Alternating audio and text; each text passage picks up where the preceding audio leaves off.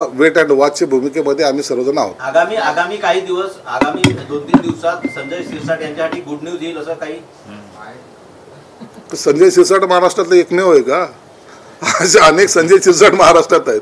हे जेवढे निवडून आले त्यापैकी अनेक जणांची इच्छा असते. आमदारांची इच्छा असणे हे काही गैर नाहीये. निर्णय नेत्यांना घेऊ द्या. निर्णय योग्य तो निर्णय ते नेते घेतील. त्यावेळेस कळेल की हे कोण भाग्यवान आहेत, कोणाची लॉटरी लागलेली आणि कोण त्याच्यासाठी लायक आहेत. संजय